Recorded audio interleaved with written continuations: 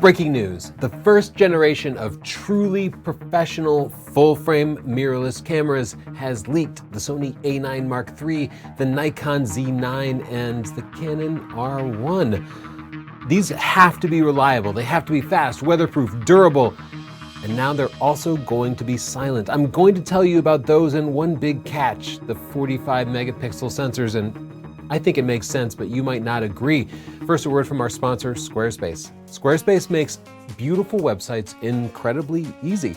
Drag and drop your pictures, write a little bit of copy about yourself, and you'll have a presence so much better than social media can provide you, free of ads, with detailed analytics and a store. Exactly what you need for your own web presence, whether it's a portfolio or any other type of website. Check it out at squarespace.com/Tony, completely free. And if you love it after 14 days, you can give them the coupon code Tony to save yourself 10%. Thanks, Squarespace. And thanks to 3 rumor sites that are bringing us detailed information about this: SonyAlphaRumors.com, PhotoRumors.com, and NikonRumors.com. They are all extremely credible and consistently work with reliable sources, so I feel pretty good about this information, though some things can change. First up, the Sony A9 Mark III. Now, earlier I said this is going to be the first generation of true professional cameras, and yet this is the Sony A9 Mark III. Well, we've worked extensively with the first 2 generations of Sony A9 cameras, and we love them, but are they truly professional? Do they 100% fulfill the needs of people shooting with a Canon 1DX or a Nikon D6, D5, D4? The answer is no. The Sony A9 has not fully met those needs. The A9 Mark II is only 10 frames per second with the mechanical shutter, and it's 20 frames per second with the electronic shutter, but then you sort of sporadically get banding when shooting under artificial lights and high shutter speeds, and as a professional, you can't really deal with that. And also, it has additional lag that we have found makes it very difficult to track fast-moving subjects through big telephoto lenses. And ultimately, when pro shooters ask me, is it time for them to look at mirrorless, I tell them no. But I think the Sony A9 Mark III might change that. The rumors are saying it's going to be released in the first quarter of 2021, so January, February, March, and the price will be about $6,000. And both those make a lot of sense to me. Q1 makes sense because camera manufacturers love to release new sports gear before the Olympics, and you might recall that the 2020 Olympics was delayed. It's delayed until July 23rd to August 8, 2021, and they're still hoping to have it in Tokyo, and fingers crossed they actually will. So I can see why Sony would want to get out a little quicker. The Nikon Z9 Mark II, though, is actually scheduled for fall of 2021, and I gotta say, the Canon R1, we don't know enough about it to really discuss it fully, but the rumors are just that it is coming. And I totally believe that the R1 is going to be coming because we've shot extensively with the Canon R5, including sports and action, and it's ready. If they just took the guts of the R5 and reduced the lag a little bit and put it in like a bigger weatherproof body with a big battery and better cooling, that's the 1DX mirrorless camera that we've all been waiting for. So I'm confident Canon has the technology, and that also means Nikon and Sony are probably not too far behind. So the Nikon Z9 will miss the Summer Olympics, so I wouldn't be surprised if we see shooters with prototypes there. And rumors are saying it's going to be a little more expensive, and I totally expect it to be because Nikon's camera prices keep going up and up and up as they try to get some more profit out of the higher end bodies, but also everybody's selling lower volumes of cameras, and so they have to raise the price in order to offset that fixed R&D cost that they'll have. So I wouldn't be surprised to see it come in even higher, maybe even closer to $8,000. Let's talk about the features that the Z9 and A9 have in common, and I'm pretty sure this is what we're going to see in the R1 also. First of all, they're both going to have 2 fast slots. So in the Z9's case, I bet that'll be CF Express cards. In the Sony A9 Mark III's case, I bet that will be the CF Type A card. That's what they gave us in the Sony A7S Mark III, and it seems to be very fast and reliable. It'll also have wired gigabit LAN, though I'm wondering why they're not making that 10 gig LAN. And it'll have USB-C, of course, as well as I expect it to be 5 gigahertz Wi-Fi for faster wireless transfers as we start to see more and more pros untether and get those pictures to their editors from the sidelines just immediately. The Nikon rumors are also saying that it's going to have GPS built in, which is something that I actually love and doesn't take up a whole lot of space. The Sony rumors don't say that, and Sony kind of hasn't given us GPS in the past. But please, everybody, put GPS in these cameras. It's incredibly useful for organizing your photos. The rumors for the Nikon say 46 megapixels, and I totally expect the Sony A9 Mark III and the Canon R1 to have a similar number of megapixels for a few different reasons that I really need to get into. Now, this is a big deal because traditionally they've been 20 or 24 megapixels, and that's been important because pro sport shooters don't need to be making wall-size prints or anything. They're typically giving out small JPEGs that will go into a newspaper or at most get printed like 8x10 on a magazine cover if you happen to shoot the cover for Sports Illustrated. But they do not need high megapixel counts, and high megapixel counts come with greater storage requirements, more buffering, slower frames per second, longer transfer times, all the stuff that the pros don't want. So how are we going to overcome all of those disadvantages? I think I know how. I also want to say, I think all these cameras will have 8K. The Sony rumors haven't said that, but I kind of expect it because the R5 has set the bar. If it doesn't have 8K, then everybody's going to be rolling their eyes saying, oh, where was the 8K? And so I think they kind of need to bring it just to not embarrass themselves, but nobody actually shoots 8K. Nobody has an 8K display, so why does anybody actually want it? Well, people do. I looked at Google Trends, and you can see the blue line here is the number of people searching for 8K in the past 5 years. And you can see it's up 2 or 3 times from what it was 5 years ago. People are interested in it. But if you look at the yellow line here, this is searches for the Nikon Z7, and when it launched, it had a brief spike, and then it just rapidly fell off to the point where you can't even really see it anymore. But the EOS R5, on their first rumors, the first time they mentioned it had 8K, we saw this huge spike. And then they just clarified here that yes, it has 8K with no huge limits, and we saw another huge spike. And then here you can see, in the middle of 2020, when digital camera sales are at the lowest they've ever been, it spiked way past the Nikon Z7 at launch when the camera industry was relatively hopping. What was that? Well, the thing that really got people was the 8K. Even if people don't use it, if it generates buzz, then that's going to lead to camera sales. Even if it's just dumb YouTubers who love to talk about 8K, well, those dumb YouTubers sell millions of dollars worth of cameras, and that alone might make it worth it for the manufacturers to produce those high-end 8K cameras. But as far as the stills go, they used to be low megapixels because we had all these bottlenecks, and some of those have gone away. You know, when you're writing to regular CF cards or SD cards, they would really get bogged down when you were trying to push through, 14 frames per second of big files. So they had to make the files smaller, but now cards have gotten much, much faster that it's not going to be a bottleneck, even for big still files. Wi-Fi has gotten significantly faster. Wi-Fi 6 can be easily over a gigabit per second now, and they're building 5 gigahertz radios into these new cards, so it's all possible. And Ethernet has gone from, before it was like 10 or 100 megabits, now it's gigabit or hopefully 10 gigabit. So you really be able to push those files through at full speed, even if they are 46 megapixels. So those things are no longer a problem, but they still require more storage. It still requires more processing time when you're post-processing your pictures. In other words, importing your pictures, editing them is all going to be a little bit slower. But it gives you sharper pictures. It gives you the ability to crop in post, and it extends the usefulness of these cameras from sports shooters to also sports and wildlife shooters. Now, sure, wildlife shooters were using these 20 megapixel cameras for many years, but they were always sacrificing a little bit of detail so they could have those higher frame rates. Any wildlife shooter, if you said, keep your frame rate, but also here's sharper pictures, here's being able to work a little bit further away from the subject, they'll be like, hell yes, I do definitely want that. But these cameras will also have the ability to scale down those 46 megapixels in the camera. So you'll be able to set it to maybe 35 megapixels, 24 megapixels, 16 megapixels, 12 megapixels. You'll be able to pick the megapixels of your images so that you never have to deal with a 46 megapixel file if you don't want to. Our D850 had this, and even though we didn't use it a lot in the real world, we liked having that option, especially if you're shooting sports and you're shooting full out for an hour of a soccer game and you're ending up with a couple of thousand pictures. Having those pictures in 24 megapixels is going to make your life a lot easier than if it's in 46 megapixels.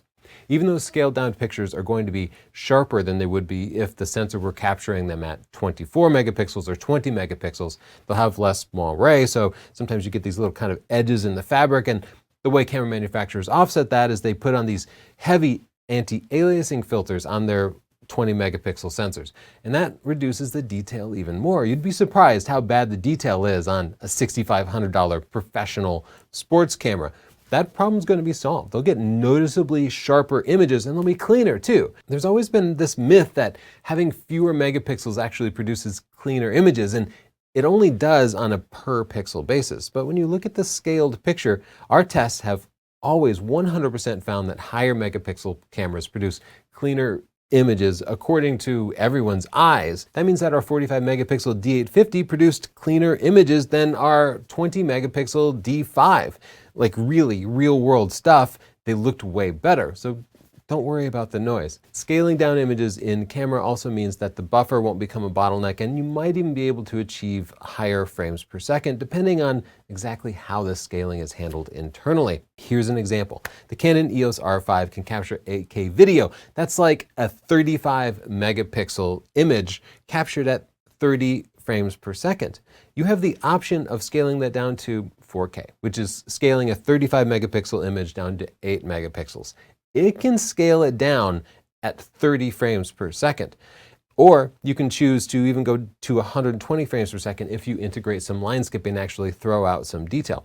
So the R5 is proving that in real time, it can do that crunching of taking a high megapixel image and making it smaller. And some of you are immediately saying, oh, but the R5 overheats at 8K, and that can be true, but these new cameras, I don't expect them to have that problem because they naturally have a much bigger form factor with the vertical grip.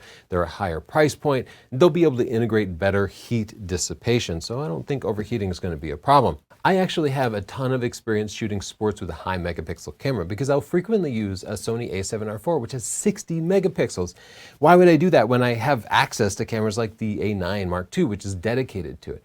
Well, because I like to shoot sports with a 70-200 f2.8. I'm usually shooting soccer from one side of the field, and I'm one photographer trying to cover the entire game. Usually in professional sports scenarios, they might have people scattered around the field, but it's really nice to be able to shoot people on the other side of the field and shoot people close. So what I'll do is I'll set a custom button to toggle on a 1.5 times crop. And that means that suddenly my 70-200 can go out to 300 millimeters and still be 26 megapixels. And I don't have to do that cropping in post, but I can do it in camera. And when I do that, it fills the EVF. It's not like cropping with a DSLR where, you know, the Nikon cameras have been able to do this and they kind of gray out everything except the middle. The EVF stays nice and big. In fact, it gives you kind of a telescoping effect, which is pretty cool. So these cameras at 46 megapixels could do that. And I think the way they might pitch it isn't with a 1.5 times crop, but let's call it a 1.4 times virtual teleconverter. And that would yield 200 to 280 f4 effect if you had a 70-200 f2.8 on.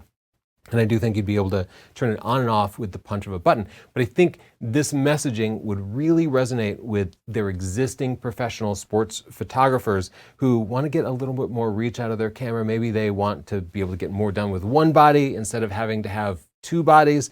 And if you said, yeah, 50% more reach, similar image quality, that's going to sell a lot of photographers on moving to the mirrorless platform. And that's what all these companies want. These cameras would, of course, have an electronic viewfinder as opposed to the optical viewfinder that professional sports photographers have been using for like 70 years, right? But there are a lot of advantages to the electronic viewfinder. First, there can be no blackout. When you shoot with a DSLR, the mirror's flapping up and down, and that's blocking your view constantly. They'll also be bigger and brighter. They can have a full view without a crop. They can show you data like histograms, and they can record video too in case you want to get those quick video clips. More and more professional shooters are also hybrid shooters.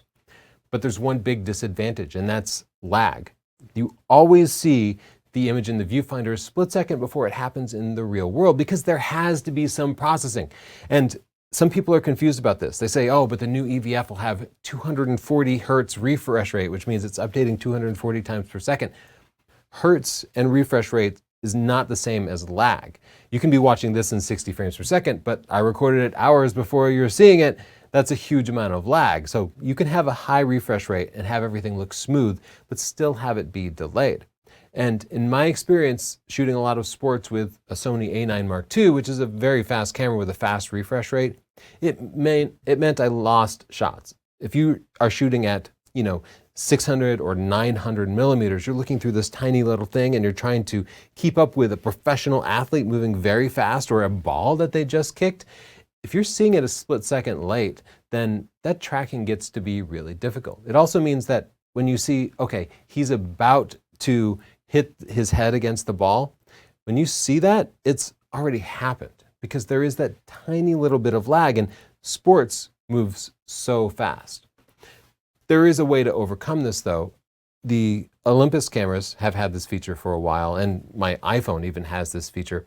It can continuously buffer images, and when you press the shutter, it doesn't then take the next frame. When you press the shutter, it takes a frame from a few moments before, basically perfectly timing it by always looking into the past a little bit. They, of course, should offer this to overcome that sort of shutter lag that is kind of necessary when you're looking through an electronic viewfinder. It could go back in time just to like 25 to 30 milliseconds that EVFs typically have, but it could also go back further. The human response time is right about 500 milliseconds, right about half a second. So it could take the picture from 500 milliseconds ago and thus cancel out your slow human reflexes. Or could we go back even further? I know every real sports photographer has had a set where you just missed that critical moment. That wouldn't necessarily have to be the case anymore. This could actually rescue you. And this is a message that will resonate with professional sports photographers. But this does not fix the problem with tracking. This fixes the problem with lag on your photos, but when you're looking through the viewfinder in real time and trying to keep up with a fast-moving subject, there's always still going to be a little bit of lag. They can do a lot to reduce that. The X-T3 and X-T4, when you put them in their sports finder mode, their lag drops to, I think, like 13 or 15 milliseconds, according to our own unique testing that we've never previously published before. So I know it's possible to get that lag down, and I hope we'll see lower and lower times. These cameras are not just for sports, though. They're also frequently used to cover press events. And every time you've ever seen the president speak, up until a couple of years ago, there was always the loud banging of the shutter, click, click, click, click, click, as everybody was taking pictures at the same time. In the last couple of years, a lot of that has disappeared. Part of this is due to the Associated Press photographers in the US now switching to Sony. So they can go to these events and now shoot entirely silently. And why wouldn't they do that? Why would you want the photographer to be making a bunch of noise when some important person is speaking and people are trying to record their voice? So these cameras will provide those professional shooters the ability to shoot silently. And finally, Nikon and Canon will be able to give those photographers a solid, durable, weatherproof body with a huge battery, and it will truly be able to shoot silent while they're using the viewfinder. None of this like holding the camera out here and trying to use live view. So what are the frames per second going to be? Well, the rumors are saying the Nikon Z9 is going to be at 20 frames per second, and that is enough for it to keep up with the Sony A9 series, and it's enough for it to beat the Nikon D6 and Canon 1DX, so that sounds great. But Sony's a moving target. Sony's releasing their third generation sports camera, and I actually expect that they will raise the frames per second. Maybe it'll be 25 frames per second, maybe it'll be 30 frames per second, but why wouldn't they? They have the experience to do this. they should use higher FPS, and of course you'll be able to dial that back. But if you've ever tried to catch a header in professional soccer, there's not a frames per second that's high enough to give you that head ball split second contact, which happens in like 1 millisecond. So if you gave me 100 frames per second for that kind of thing, I would love to take advantage of that. The video on all these cameras, I think it's going to be 8K, as well as 4K at 120 frames per second or slower. I think the R5 forever set the bar here, and anybody who comes in below that is going to be criticized.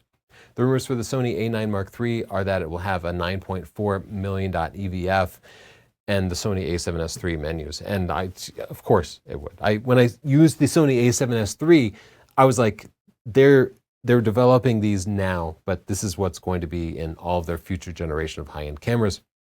And if you look through the EVF of a Sony A7S Mark III, that will change your mind about EVS. Like, it's so much better than an optical viewfinder, and it's a nice to have. I don't know that it's ever going to change your pictures, but I think when pros look through that viewfinder, they'll say, okay, this isn't so bad at all. I do have some concerns though, and they're the EVF lag when shooting, especially when tracking high-speed subjects. I'm also concerned about the AF speed, especially when it comes to the Nikon cameras, because Nikon's lagged there. And the subject detection too. Canon has this worked out, but Sony and Nikon are behind Canon when it comes to this. The ability to find a face, lock onto it, and track the subject as it bounces anywhere in the frame. The Nikon Z5, it's a lower end camera, but it's also their newest mirrorless camera, and it will find eyes and lock onto them, and it's great that way. But it also finds things that aren't eyes and thinks they're eyes. And so I'll be taking portraits and it will lock onto the eye. And then suddenly it'll lock onto some tree in the background that it thinks is an eye, and then it'll jump back to the eye here. It's clear that Nikon still has some work to do before they release for professional body. And well, they have a full year to do it, so I'm going to give them the benefit of the doubt here. Banding has also been a serious issue because the Sony A9 series have relied on an electronic shutter for the high frames per second.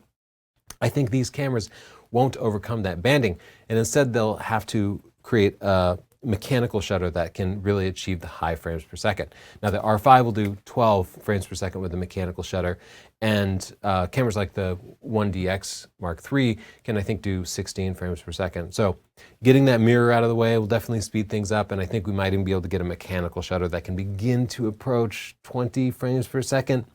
And this will allow sports shooters to shoot high shutter speeds under artificial lights and never worry about banding, something that I think is absolutely necessary.